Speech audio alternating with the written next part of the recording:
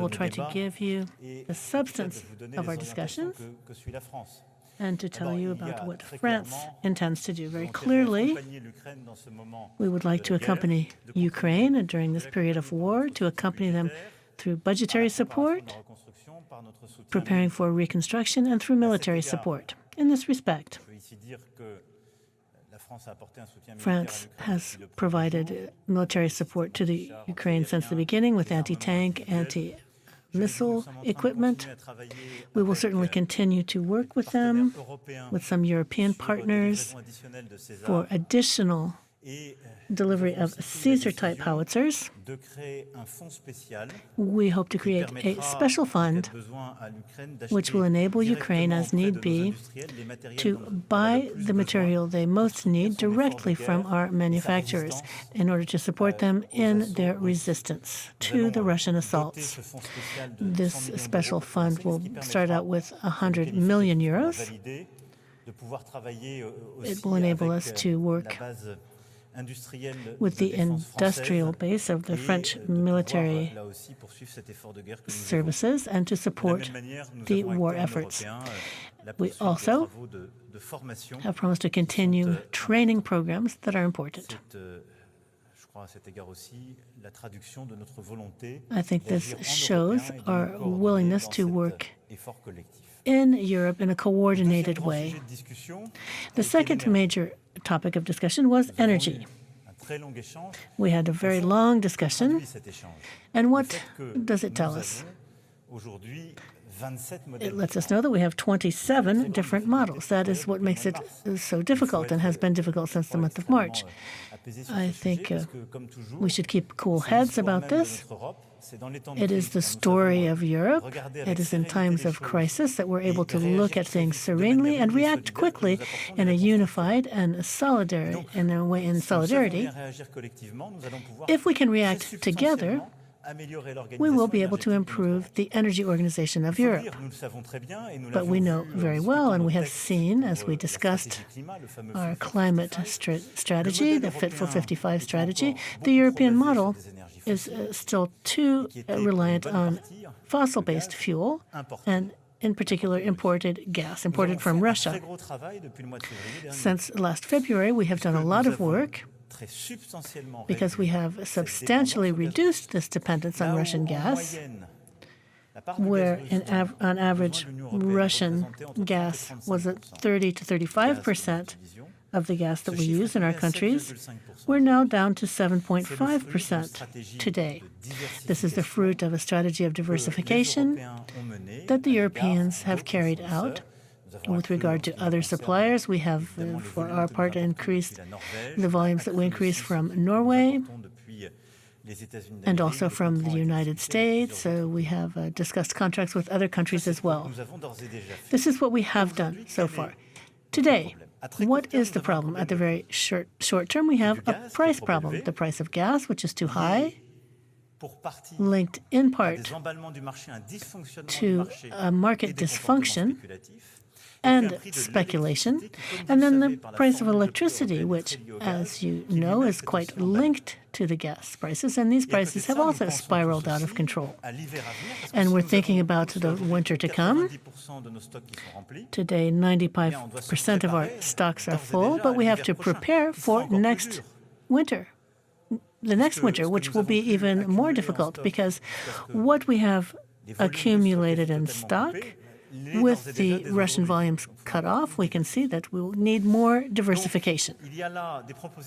So we have some very concrete proposals that were made by the EU Commission. We had a long discussion about it. And in the short term, what are our objectives?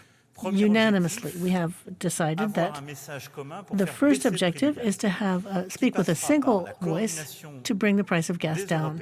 This will require cooperation among Europeans because we are big purchasers. We buy more than 3/4 of the gas that comes through the pipelines and 20% of liquid gas around the world. So we have a real leverage over prices. So we want to bring prices down through coordinated negotiation with our main Asian partners who are also in this same situation, and also with and intensify discussion with our major suppliers. There are quite a few mechanisms of price capping that can be set up. We can come back to the details of that in your questions if you wish, but the Commission has been given a mandate to work on a series of capping measures that would enable us to decrease on the wholesale market the gas prices, and also mechanisms that would enable us to decrease the price of electricity produced through gas, taking our inspiration from what was done recently in Spain and Portugal. We will also be looking at mechanisms for joint or conjoint purchases. We decided on this principle a few months ago, but now we will really be implementing it. So in the coming weeks, we will be bringing the prices down on the gas market and bringing the prices down on the electric market. And then this involves also a more structural reform of the electricity market, when the Commission will be making a report on this at the beginning of next year. And in the first half of 2023, we will be working on how we can change the electrical supply market so that countries such as France, who have electric prices that should be decorrelated from the price of gas and more closely linked to the actual cost of production. Then there's the question of financing. As you know, there have been a lot of debates about what certain member states would like to use to support the people as they have to pay these higher prices. And the idea was that everyone should be delivered in electricity depending on their financial situation. But the Commission decided on a position of solidarity and unification. We should be clear. We must reply in a unified manner that we must bring down the price of gas and electricity with all of these different mechanisms, but we also want to set up mechanisms for financial solidarity throughout Europe. This solidarity, and once again, we had a large consensus, should not be a mechanism of subsidies, but mechanisms to provide guarantees or loans, which correspond to the type of mechanisms that we decided upon during the COVID crisis, which enable us to reduce the pressure on member states, the most vulnerable, financially vulnerable states, and to avoid a fragmentation of Europe in the face of this pressure. So, for me, this is also a very key element in today's discussion. So on this basis, and given what we have decided, the Commission will be working and making very concrete decisions in the upcoming days and weeks. The Ministers of Energy will be working on these different mechanisms in the coming weeks. And on the 20th and 21st of October, we will be having a summit where we will conclude some further decisions based on what we will have been able to achieve between now and then, and we will decide which forms are most appropriate for further decision-making. Something that is also very dear to me is that we have seen that this crisis shows how interconnected we are in Europe, in particular with regard to electricity, which is a very structuring aspect. Several member states, under the pressure of war and the deregulation of the electric market, in particular the European gas suppliers, are trying to put off or revise strategies that they had up to now adopted. It is very important that we are able to give more strength to our climate strategy.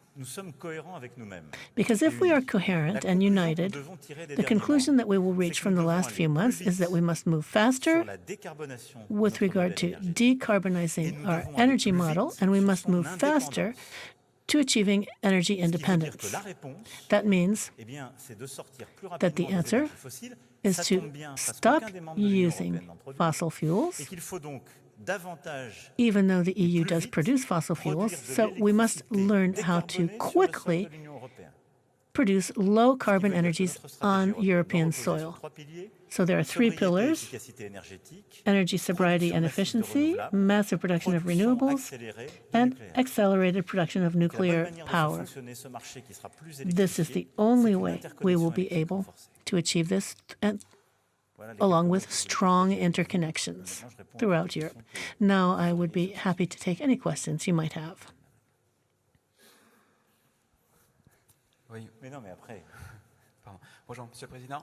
Mr. President,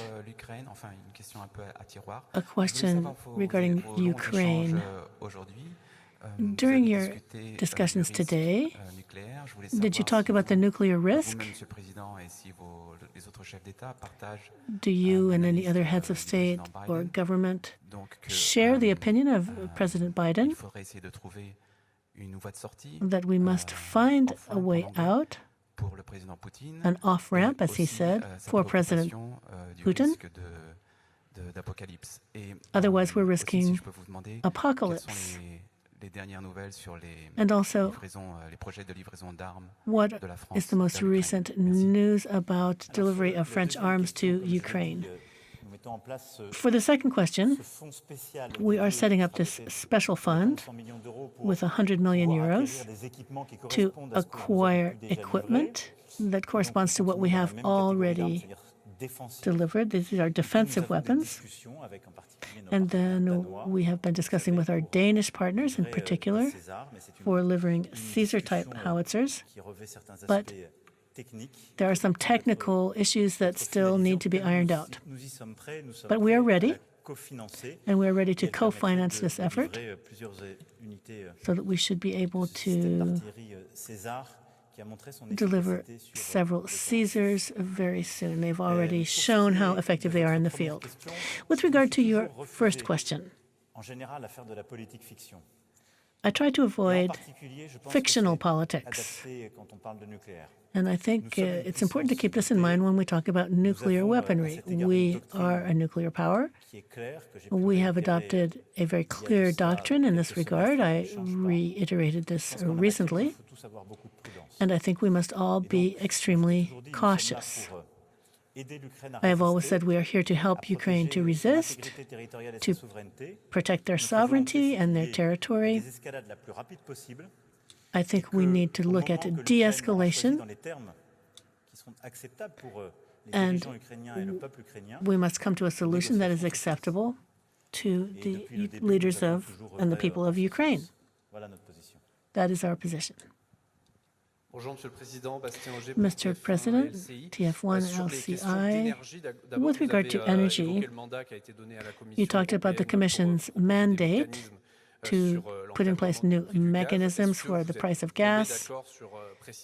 Did you agree on the mechanisms among European countries? Because were there any agreements made? And did this summit enable you to reduce tensions with Germany, in particular with the MidCat program and the 100 billion euros? And on a national level, we've seen that many French people have very serious difficulties filling up their gas tanks in their cars.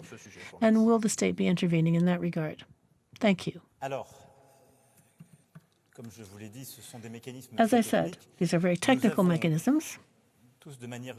We have all unanimously given this mandate to the Commission on the basis of the letter that was sent by the President to examine all of the possible mechanisms to bring the gas prices down as quickly as possible, to stop speculation, and to guide the market toward more reasonable prices. So these are mechanisms that include coordination with other purchasers and coordination with our suppliers on the wholesale market and on gas used in particular to produce electricity or heating purposes.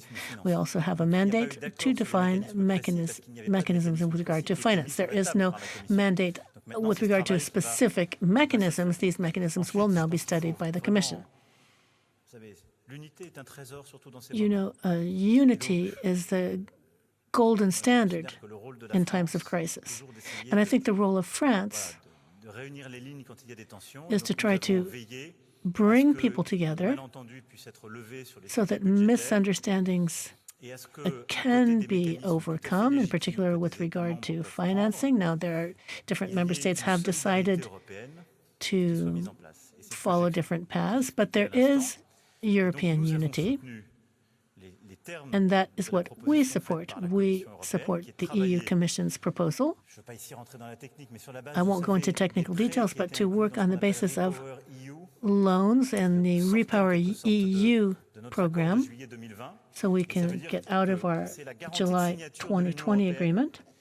They came out of our July 2020 agreement, and the idea is that we would help states that don't necessarily have the financial capacity to accompany investments so that they could create a common guarantee. This is interesting because it's not a subsidy. There's no judgment to be held over it, as there is sometimes with subsidies, but there's also no division. This energy crisis, which costs everyone dearly, will not be associated with a budgetary and financial crisis, because if we do not intervene, indeed, you will see the budgetary difficulties of the most fragile states increasing. So what we need to do is use a mechanism that already exists. So we did come to an agreement. This will reduce the tensions. With regard to MidCat, MidCat is a pipeline that goes between Spain and France. So there is no disagreement with Germany, unless I'm really way off on my geography. The idea is that we must diversify gas supply as quickly as possible. We must all think, do we really want to have a pipeline going through the protected natural spaces of the Pyrenees? Is that the best solution?